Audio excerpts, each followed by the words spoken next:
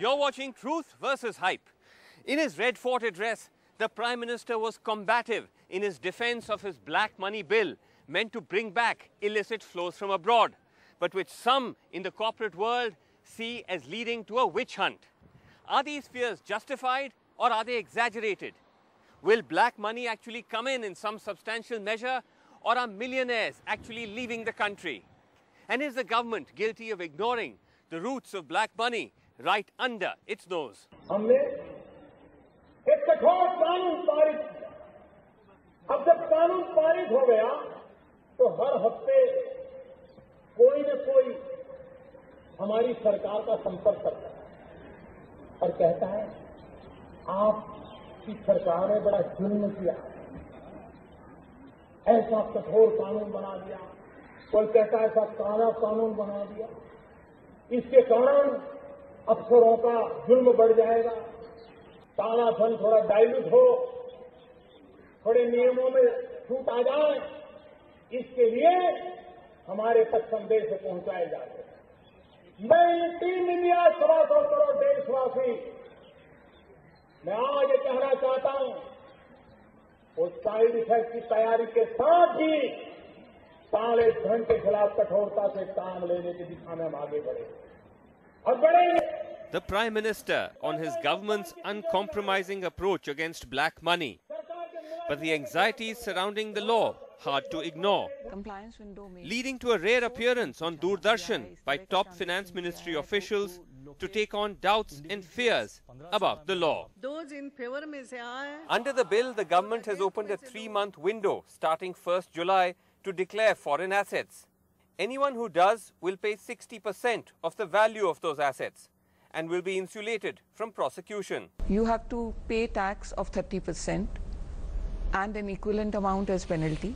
That means you pay 60% of the fair market value of the asset, and you can take advantage of this compliance window.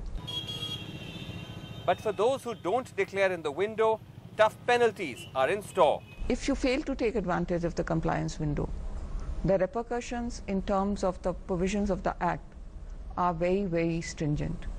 Instead of 30% tax and 30% penalty, you will be asked to pay the 30% tax plus 3 times of the tax as penalty. That means if you have an asset or an income of say 100 rupees, the tax is 30 and 90 is the penalty on that. So 120 you pay as penalty. Plus you are liable for prosecution. You can be sent to jail for a period of 3 years to 10 years. You also become subject to the provisions of Prevention of Money Laundering Act. A number of businessmen that we spoke to privately expressed concerns about the law on its practicality and whether it could be used as a tool for harassment. But none wanted to go on record. Every deposit there. Rahul Bajaj, chairman of Bajaj Enterprises and MP, is one of the few who spoke up. He says he has no problems with the tough measures against those who don't use the compliance window. If after 30th September I as government find out your money, then it's 120% and up to 10 years jail. Minimum 6 months and up to 10 years jail. Yes.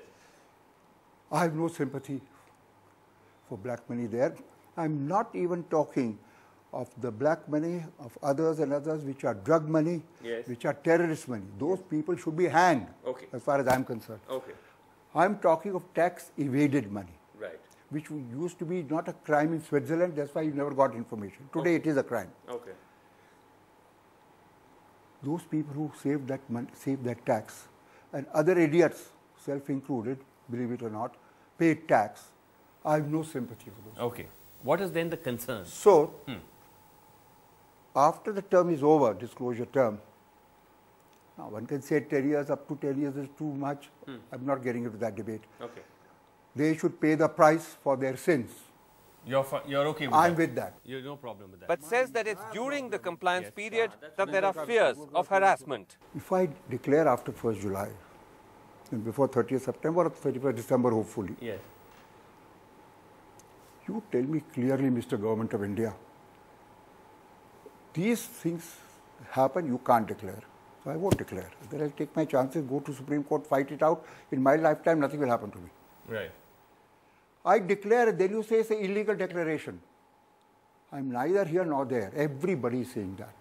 And whoever you say, ITO, Enforcement Directorate, people at the level are same as they were before. We will be harassed.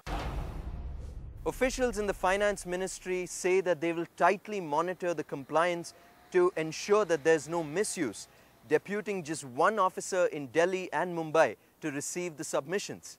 But they also claim that if it's later found out that the source of funds was illicit, they may take action. Black money bill and law has been brought by our government, keeping in mind the people's opinion on this, the almost unanimous view of political parties on the subject, and overwhelming evidence that people of this country want it. So that's the rationale behind black money law.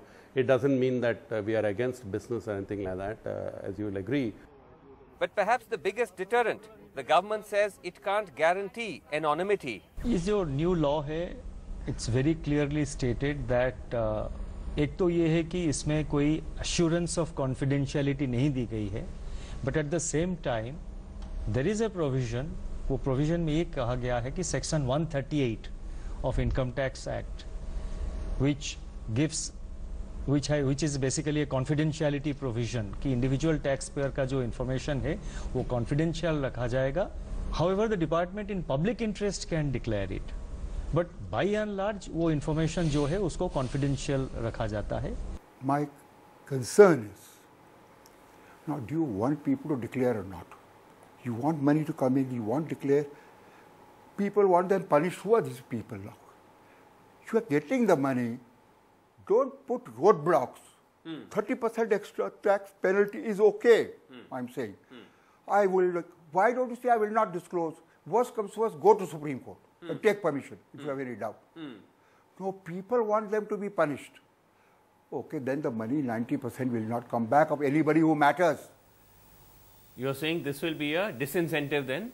And you will Very not big get disincentive. and you will not get people coming in with the money. Legality, technicality, maybe, I don't know. I heard a foreign embassy official telling me that yours is the only country where people evade customs duty and come to a dinner party and say proudly, I brought this much of gold without paying customs duty, you know. This is not a country where people are flogged because they, you know, we all know that, I think, and you know the amount of black money in Indian real estate, 50% of this, 50% that bolte hain. So I think, yeah, they have to live with that. They have to live with that feeling that the world will know about it. Others point to practical difficulties. The government says anyone who's already under the tax scanner can't avail of the window. It is incomprehensible why they have disclosed every SSC whose assessment is pending, every SSC whose assessment is reopened from making any declaration with regard to his undisclosed income. Now suppose I've got say $5 million in New York which I want to disclose. Just because my assessment is pending in India or my assessment is reopened on a totally unrelated ground, I am completely disqualified from making any disclosure under this particular Black Money Act. They keep changing. Bajaj says that the overall philosophy seems to be anti-business, something he didn't expect from the Modi government. I think the drafting has been done on the clear presumption which I feel. Yes. I'm not a saint, I'm a crook. But I have no sympathy for people who did that. Right. But this has been done with a vengeance. This is not Narendra Modi's government.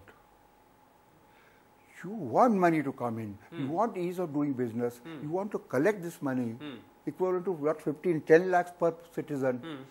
The way you are doing it, you are yourself creating roadblocks for yourself. But when you say this is not Narendra Modi's government, it is very much his government. So then This action is not you. You'd agree that Mr. Modi has been going to so many countries asking for, and this point has come up, and he believes in Indian businessmen. He's always gone out and said India's Make in India should be led by Indian businessmen, and he wants their animal spirits up.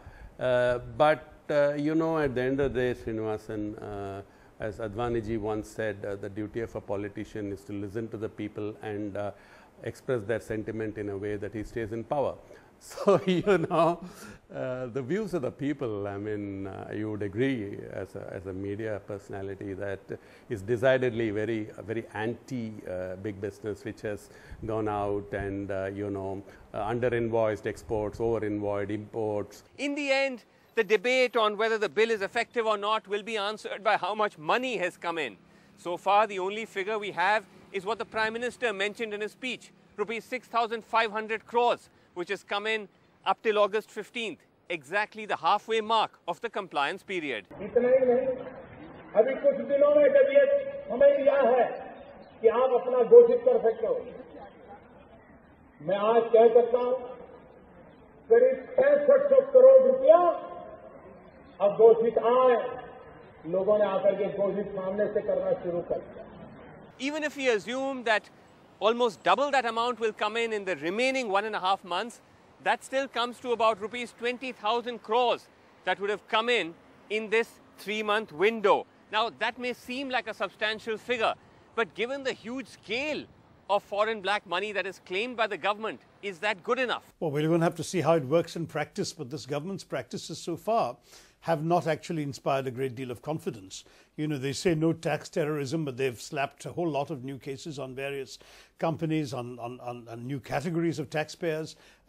This is a government whose words don't seem to match its actual action. The government says that even if the compliance window does not yield results, there's lots of information coming in about foreign black money accounts, the result of India's sustained diplomacy on illicit foreign flows. But do the facts bear this out? Of the roughly 600 HSBC accounts in the government's possession, they have so far prosecuted a roughly 122. But in several of these cases, they say it is without the cooperation of the Swiss, who insist that they will only provide details if they get concrete proof of criminality. But India says they've made other breakthroughs. They've signed an important exchange of information treaty with America, which kicks in 2017. They've also signed a global treaty for automatic exchange of information that includes 61 jurisdictions. It's easy to see why hasty proclamations of the end of banking secrecy should be regarded with suspicion. It suffices to take one look at the way in which those already implicated in massive tax evasion and money laundering have already been let off the hook by judiciaries around the world. Laws that lack effective implementations and treaties that leave large loopholes send out a dangerous signal, giving the impression that action is being taken while allowing the huge offshore industry to thrive on its nexus with the establishment. Perhaps a good question to ask would be why insider information is not encouraged.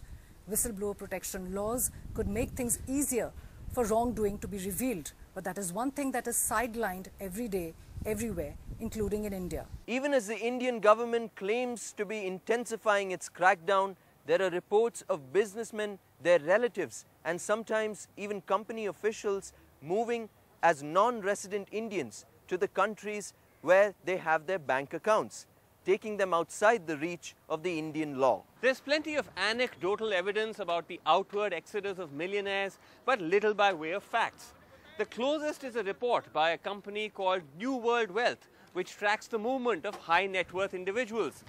This finds that between 2000 and 2014, 2.64 lakh HNIs had migrated from 8 countries. Of that, 61,000, or about 23%, were Indians. A high net worth individual defined by the report is anybody with an investable income of more than $1 million. A number of factors. Andrew Amwa of New World Wealth, who we interviewed on Skype from South Africa, told us that they source their information by noting the change of address of the wealthy. We have a database of about 120,000 high net worths that we track, and about 60,000 of those go back to 2000. So we basically compared their addresses in 2000 with their addresses in 2014 and thereby worked out whether they had moved and where they had moved to.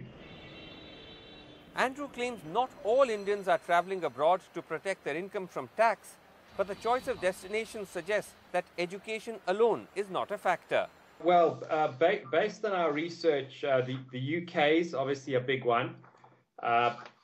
Also, the UAE. The UAE is surprisingly big. The US, of course, and Australia. Those are the four big ones in terms of Indian high net worths moving to those places. The UAE, or Dubai specifically, is not that surprising, where laws allow for a 50-year tax holiday. I've had lawyers talking about people coming with inquiries about becoming NRIs. Why should this be happening in a government that claims to be actually more friendly to business and the corporate sector? But Mr. Tharoor, it must be pointed out that most of these millionaires have left during the period when the UPA was in power. Well, look, to some degree people move for personal reasons, and I would say that's true even today. But if people have explicitly said that they're leaving because they didn't find our environment conducive, we were in the process of improving that. I mean, see the kinds of policies Mr. Chidambaram came with during his second stint as finance minister, just in the year or two before we lost office after the change of finance minister. There was a very systematic attempt made to try and ease this relationship with the business community. Coming up, when it comes to the black money hunt, is the government barking up the wrong tree?